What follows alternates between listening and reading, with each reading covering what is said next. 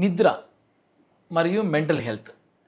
నిద్ర విషయంలో మనము చూడాల్సింది ఏమిటంటే ఈ మధ్యలో చాలా కామన్గా ఎస్పెషల్లీ టౌన్స్, సిటీసు, ఈ అర్బనైజ్ వరల్డ్లో నిద్ర యొక్క ప్రాముఖ్యత మెల్లమెల్లగా అందరికీ తెలుసు. ఇది ఇంపార్టెంట్ ఏరియా అని. బట్ అందరిలో చాలా కామన్గా చూస్తున్న సమస్య ఏమిటంటే నిద్ర లేమి. అంటే కొందరు ఇంకా మరి ఏంటంటే పడుకుంటున్నాం సార్, బట్ 2 పడుకుంటాము, మార్నింగ్ 10కి లేస్తాం అన్న ఒక యాటిట్యూడ్తో మనం ఇవి కూడా నిద్ర సమస్యలుగా చూడాలి. బట్ క్వాంటిటీ ఆఫ్ అవర్స్ నీకు సరిపోవచ్చు, but as a normal biological rhythm వైజ్గా చూస్తే మనలో ఉన్న మెలటోనిన్ అనే ఒక హార్మోన్ అది జనరల్గా 10:30 నుంచి 11, 11:30 మధ్యలో పీక్గా వెళ్ళేస్తుంటుంది. ఆ టైంకి మనం బాడీకి అనుగుణంగా మనం నిద్రకు సరిపడా ప్లాన్ చేసుకొని దానికి బాడీ యొక్క రిథమ్ని రెస్పెక్ట్ ఇచ్చుకుంటూ మనం ఆ టైంలో కానీ నిద్రపోగలిగితే మాత్రం ఎస్, బాడీ స్ట్రెస్ గురయ్యే ఛాన్సెస్ తక్కువ. By the time of morning 8 o'clock కల్లా మన బాడీలో కార్టిసాల్ హార్మోన్స్ మెల్లగా పీక్ వెళ్తాయి. 8 to 10 ఆ ప్రాంతంలో ఉండే పీక్ స్ట్రెస్ హార్మోన్ సంబంధించిన కార్టిసాల్కి అనుగుణంగా మనము ఆ లోపలికల్లా మనం రెడీ అయిపోయి మనము ఆ రోజు వర్క్ని ట్యాకిల్ చేయడం స్టార్ట్ చేయడానికి రెడీ అయిపోతే కనుక ఎస్, మన బ్రెయిన్ షార్ప్గా, అటెంటివ్గా, కాన్సన్ట్రేటివ్గా మనం పని చేయడానికి పనికొస్తాయి. సో నిద్ర యొక్క ఇంపార్టెన్సు మెంటల్ హెల్త్ పైన చాలా అవినాభావ సంబంధం లాంటివే. ఎలాంటిదంటే మన మెంటల్ హెల్త్ అంతా కూడా డిసైడ్ అయ్యేది రాత్రి నిద్రపోయే ఒక REM లాంటి స్టేజ్ స్లీప్లోనే. మనలో కొత్తగా ఉదయం పూట నేర్చుకున్న అన్ని ఇన్ఫర్మేషన్ అంతా కూడా సబ్జెక్టు, నాలెడ్జ్, స్కిల్స్ ఇవన్నీ కూడా కన్సాలిడేట్ అయిపోయి మన మెమొరీలోకి రిపాజిట్ కావాలి అంటే ఆ రిపాజిట్ అయిన మెమొరీలో మన యొక్క చేతలు, మన యొక్క ప్రవర్తనలో హ్యాబిచువలైజ్ ప్రొసీజరల్ మెమొరీ లాగా రావాలి అంటే అది నిద్ర యొక్క REM స్టేజ్ స్లీప్ని చాలా ఇంపార్టెంట్ స్టెప్. ఆ స్టేజ్ని మనము చాలా ఒక 5 దశల్లో 5 సైకిల్స్ అంటాం నిద్ర యొక్క సైకిల్స్లో. REM స్టేజ్లో జరిగే ప్రాసెసింగే మన మెంటల్ హెల్త్ని డిసైడ్ చేస్తుంది. ఎప్పుడైతే నిద్ర లేమితో నువ్వు సఫర్ అవుతున్నామా అంటే మనకు 7 hours కన్నా తక్కువ నిద్రపోతున్నావు, లేకుంటే 10 hours కన్నా ఎక్కువ నిద్రపోతున్నావు కూడా ఇవి సమస్యలు కావచ్చు. దీనివల్ల ఏంటిదంటే కాన్సన్ట్రేషన్, అటెన్షన్ చేసే కెపాసిటీ, వర్కింగ్ మెమొరీ సంబంధించిన లక్షణాలు, ఇబ్బందులు ఇవి బ్రెయిన్ యొక్క డిస్టర్బెన్స్ సూచికలు.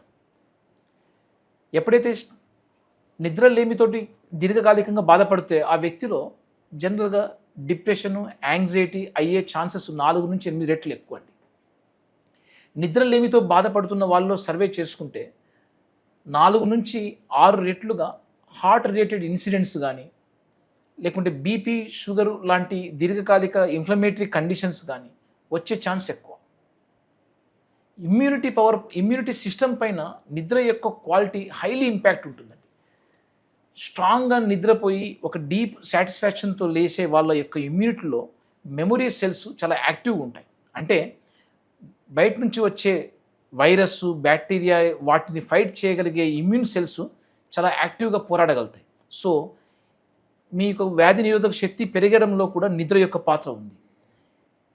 ఇవి మెంటల్ హెల్త్ని ఎంత డైరెక్ట్గా ఇంపాక్ట్ చేస్తాయో ఈవెన్ క్యాన్సర్ లాంటి కండిషన్స్ కూడా నిద్ర యొక్క క్వాలిటీ ఇంపాక్ట్ అవుతుందండి. సో స్లీప్ అనేది ఒక సైకలాజికల్ ఇష్యూ.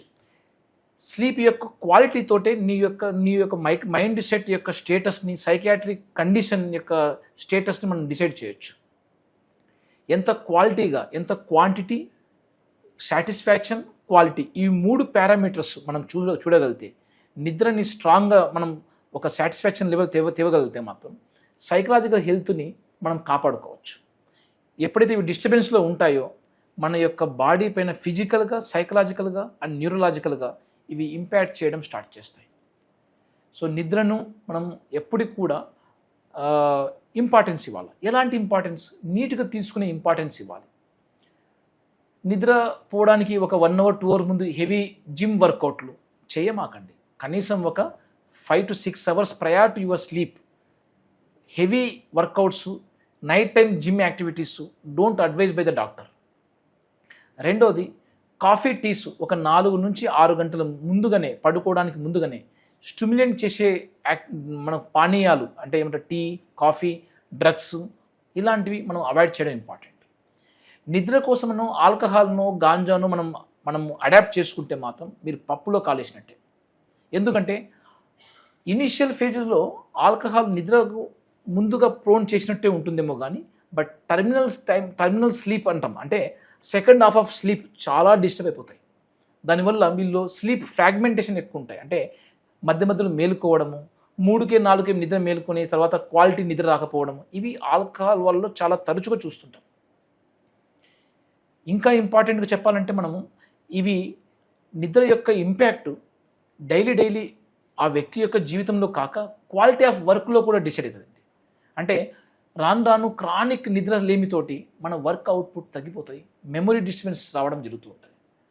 సో నిద్రని హైజీన్గా తీసుకోవాలనుకుంటే మనము పడుకునే రూమ్ ఏదైతే ఉందో అది ఓన్లీ నిద్రకు మాత్రమే వాడుకునేలాగా మ్యాక్సిమం నాన్ స్లీపింగ్ యాక్టివిటీస్ని తక్కువ యూజ్ చేసుకుంటే ఆ బెడ్కి నిద్రకు ఒక సైకలాజికల్ అసోసియేషన్ ఏర్పడుతుంది. సో త్వరితగతిన నిద్ర రావడానికి ఛాన్స్ ఉంటుంది.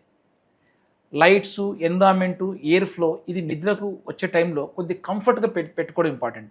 సెల్ ఫోన్ పక్కనే పెట్టుకొని సాంగ్స్ పెట్టుకోనో లేకుంటే వార్తలు పెట్టుకోనో నైట్లో ఎగ్జైట్ చేసే ఒక మూడ్ని ఎరోజ్ చేసే న్యూస్ని చూసుకుంటూ మనం పడుకోవడం, ఇవి కొద్దిగా unhealthy measures for the sleep.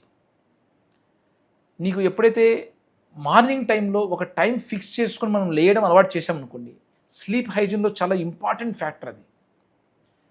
మనం ఒకరోజు ముందు పడుకున్నా లేట్ పడుకున్నా లేచే టైం ఇంచుమించుగా ఒక స్థిరమైన టైం పెట్టుకుంటే మాత్రం మరుసటి రోజుకి వచ్చే హార్మోన్స్ మన బాడీలో రిథమ్స్ కరెక్ట్గా ఫాలో అవుతాయి. ఏది బయలాజికల్ రిథమ్స్ అని చెప్తున్నది. సో ఎప్పుడైతే బయలాజికల్ రిథమ్స్ అనుగుణంగా ఉన్నాయి మన లైఫ్ స్టైల్ అంటే మన బాడీ తక్కువ స్ట్రెస్ఫుల్ అయిపోతుంది, సైకలాజికల్ హెల్త్ కూడా మన పదిలంగా ఉండడానికి ఛాన్స్ ఉంటుంది. Thank you.